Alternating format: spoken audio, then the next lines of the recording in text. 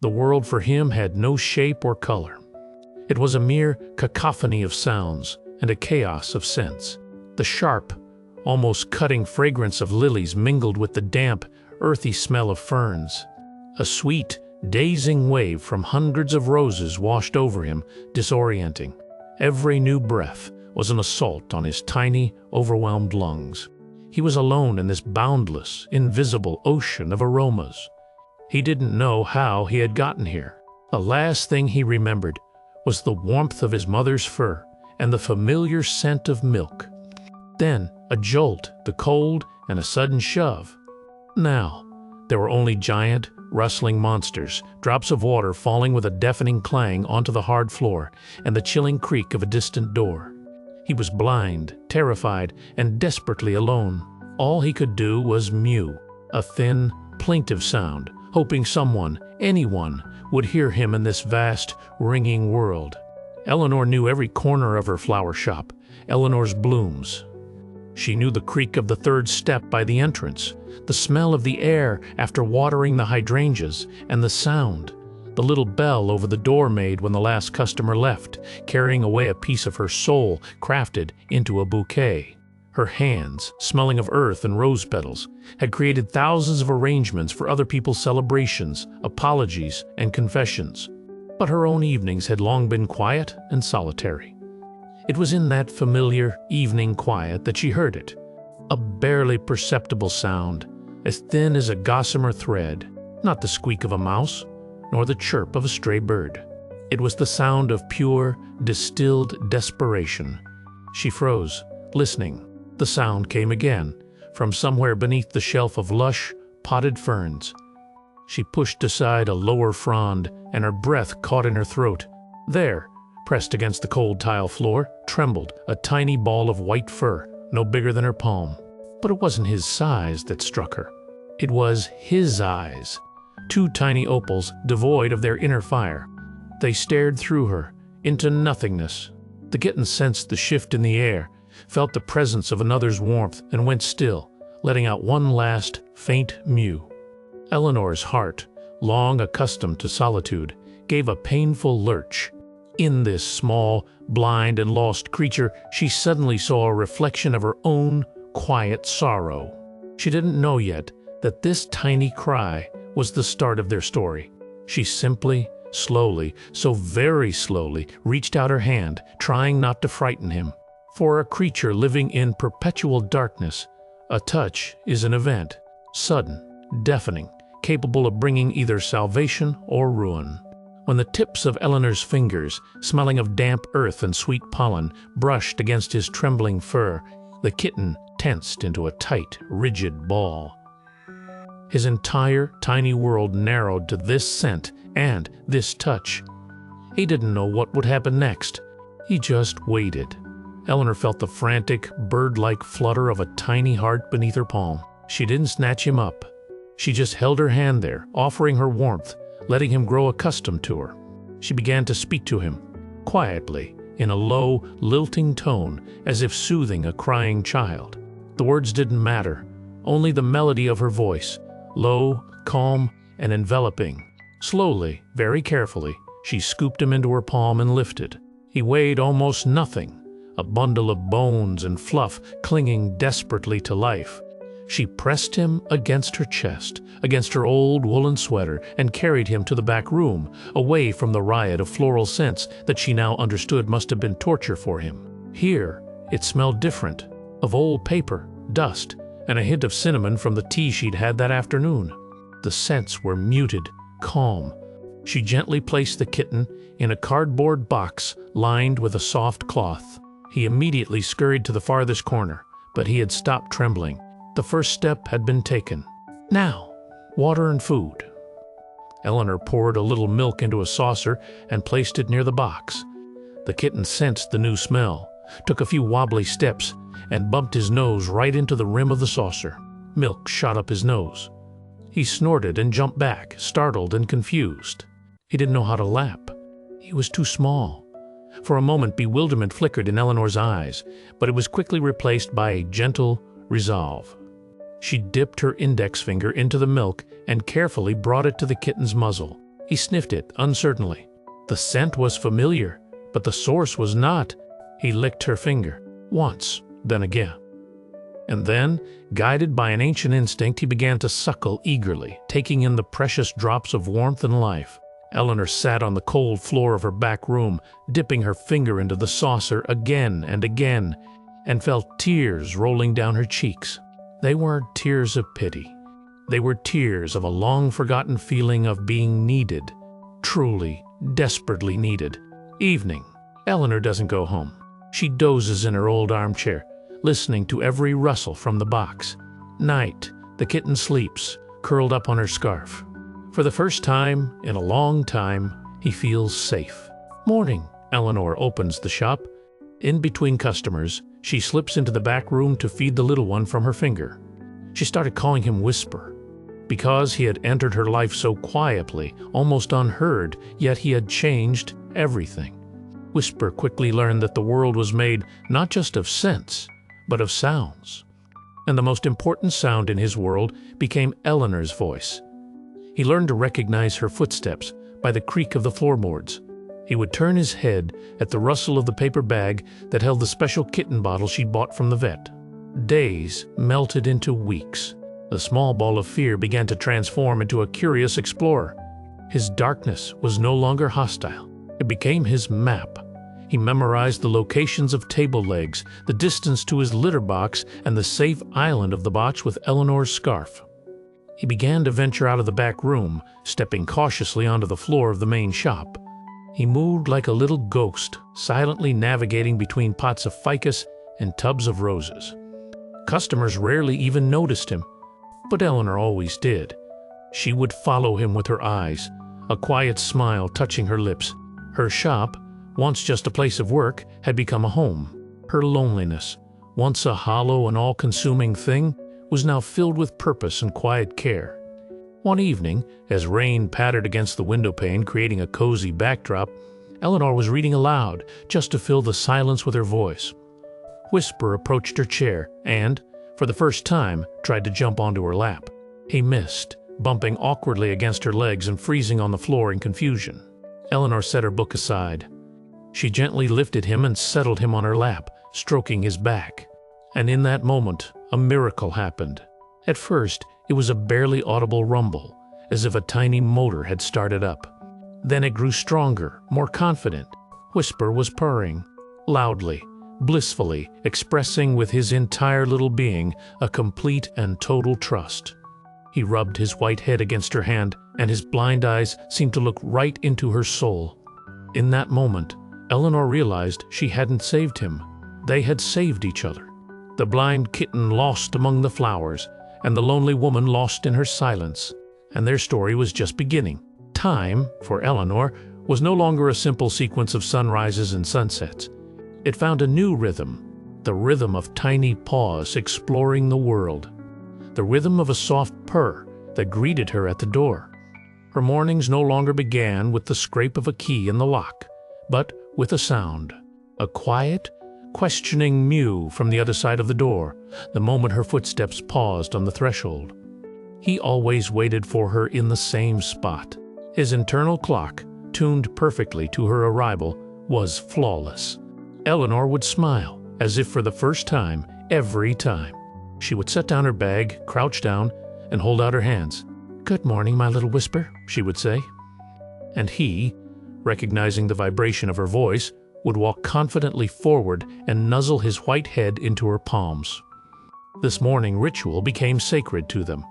It was a promise that they were not alone. Whisper grew, and with him, his confidence. His blindness ceased to be a handicap. It became his strength. His world was woven from textures, sounds, and, most importantly, scents.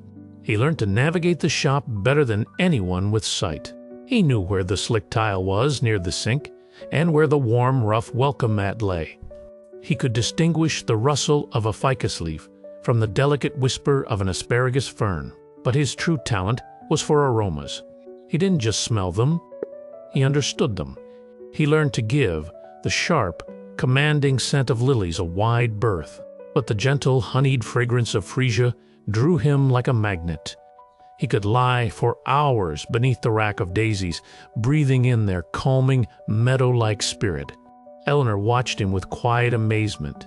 This little blind kitten felt the soul of the flowers, just as she did. Eleanor had her regulars.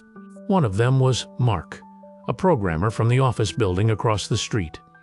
Every Friday, he would come in for a small bouquet of white carnations. Always the same.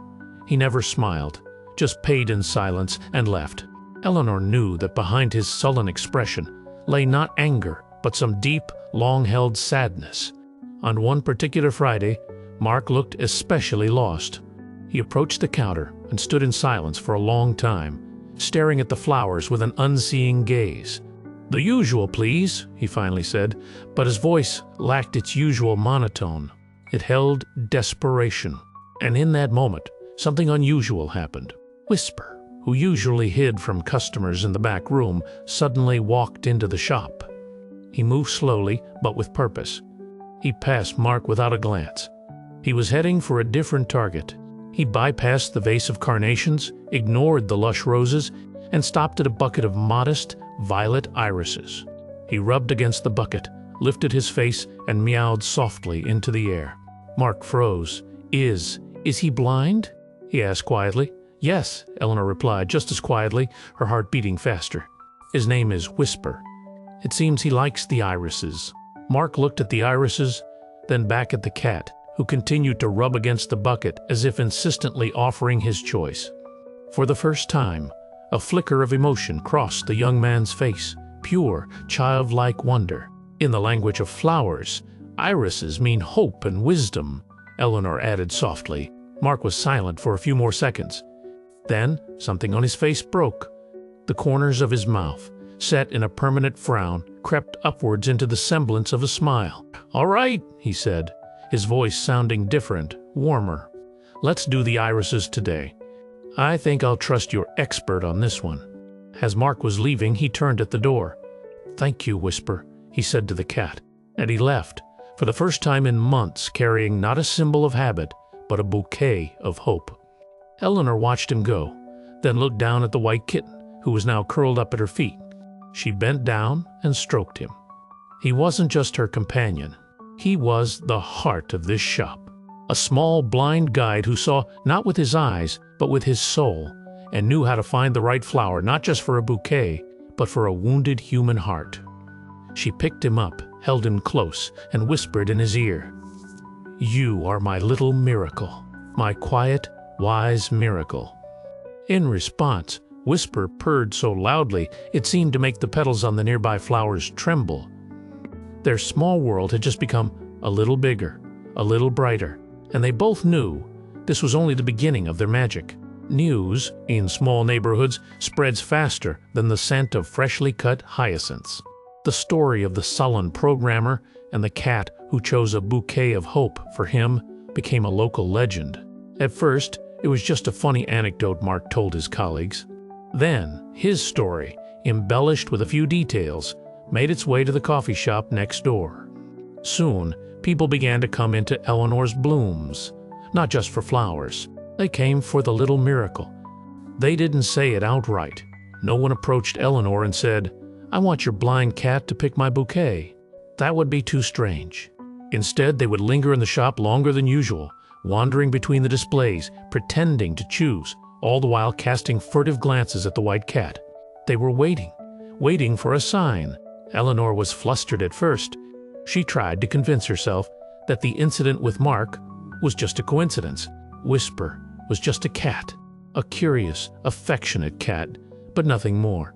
But he, as if sensing her doubts, proved her wrong time and time again. Mrs. Gable came in on a particularly difficult day. It was the anniversary of the fight with her only daughter. A year of silence, a year of a heavy heart. She wanted to buy roses, a symbol of the passionate but thorny love that bound them. But Whisper, walking past her, went confidently toward a humble pot of yellow daffodils. He sat beside it and looked in her direction with his milky blue, unseeing eyes. "Daffodils," Mrs. Gable scoffed, speaking more to herself than to Eleanor. "The flower of selfishness. How ironic." Eleanor, who was wiping the leaves of a ficus tree, gently corrected her. Not entirely. Yellow daffodils also symbolize forgiveness and new beginnings. A chance to start over. Eleanor's words, amplified by the cat's silent presence, hit their mark. Mrs. Gable stared at the bright, sunny flowers for a long time. A storm of emotions crossed her face. She walked over to Eleanor, her voice trembling. I'll take them. And please, add a card. Right, let's start again. Mom. From that day on, something shifted. People stopped hiding their interest. They came in and asked directly, "So, what does Whisper recommend today?" He became an unofficial mascot, a small, furry oracle. A young couple choosing wedding flowers delightedly accepted his choice of white tulips, a symbol of pure and eternal love. An elderly gentleman buying flowers for his wife's grave bought a sprig of rosemary that Whisper had been sniffing, a symbol of remembrance, with tears in his eyes. Eleanor's shop was transformed. It had once been a quiet, melancholic place. Now it was full of life, laughter, and soft, confidential conversations. People didn't just come to buy plants. They came to share their stories, their hopes, and their anxieties. And Eleanor and Whisper listened. She with her words, he with his heart. Eleanor herself had changed most of all. The lines around her eyes were now from frequent smiles, not sadness. Her loneliness hadn't just disappeared, it was replaced by a sense of deep connection to the world around her. She was no longer just an old woman selling flowers. She was the keeper of a small miracle, the center of this warm, cozy world that had sprung up around a blind kitten. One quiet, rainy evening, after the last customer had left with a bouquet of sunflowers, recommended by Whisper to lift the spirits, there was a knock on the door. It was Mark, the very same programmer who had started it all. But this was a different Mark. His face held a calm, genuine smile. In his hands, he held not flowers, but a small box. "Eleanor, Whisper," he said, stepping inside. "I came to say thank you. Those irises, they were for my mother in the hospital. We hadn't spoken in a long time. That bouquet, it changed everything. She's getting better. We're talking again." He opened the box. Inside, on a velvet cushion, lay a small silver bell on a beautiful collar. "This is for him," Mark said, "so everyone knows when the magician is coming." Eleanor couldn't hold back her tears. She gently fastened the collar around Whisper's neck. The tiny bell let out a clear, melodious chime. Whisper shook his head, and the sound repeated, echoing through the quiet shop. It wasn't just a sound. It was the sound of recognition, the sound of love and gratitude that would now accompany every step of the blind kitten who had filled not only his own darkness with light, but the lives of so many others. The silver bell didn't become a burden for Whisper. It became his voice.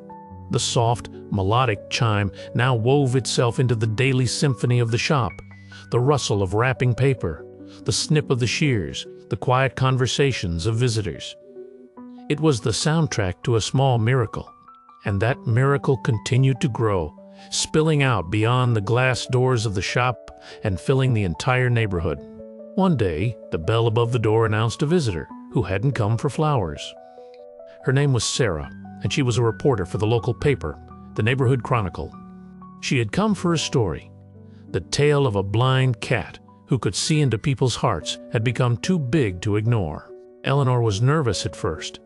She sat Sarah down at a small table in the corner, served her mint tea, and tried to explain that there was no magic involved.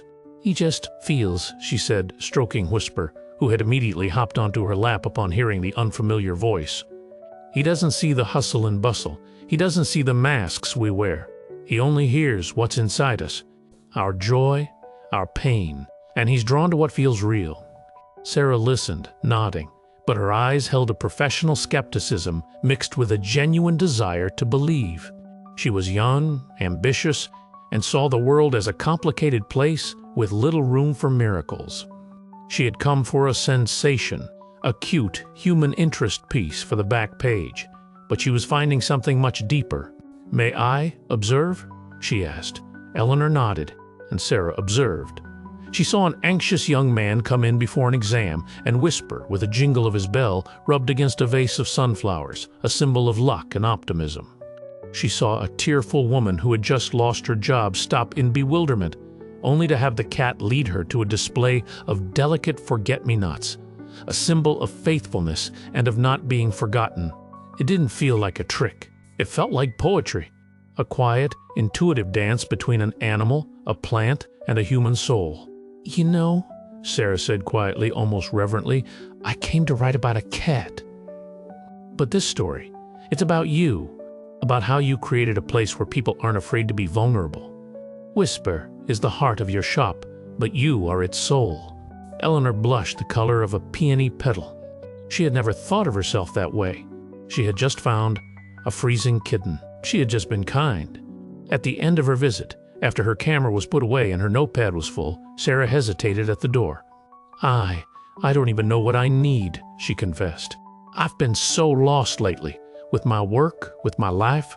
At that moment, Whisper, who had been dozing on Eleanor's lap, opened his unseeing eyes, hopped to the floor, and walked purposefully to the most exotic plant in the shop.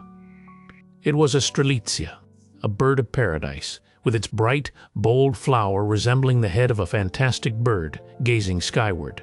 He sat by the pot and jingled his bell. Once, clear and distinct. Eleanor smiled her warmest smile. "The bird of paradise," she said, "a symbol of freedom, boldness, and looking to the future. A symbol that you shouldn't be afraid to be brilliant and fly toward your dreams." Tears welled in Sarah's eyes. She said nothing. She just nodded, bought the flower, and left. Sarah's article was a sensation.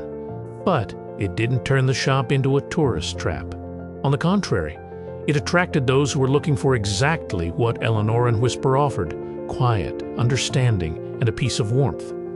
Sometimes the greatest stories don't begin with grand events, but with a quiet mew in the darkness. The story of Eleanor and Whisper wasn't a story about magic. It was a story of kindness, which proved stronger than loneliness, of attentiveness, which proved more perceptive than sight.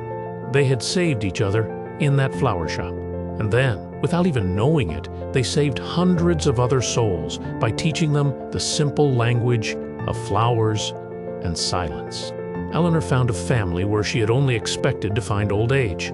And Whisper, the blind kitten lost in a world of sense, found his purpose: to be a beacon for those lost in the rush of life.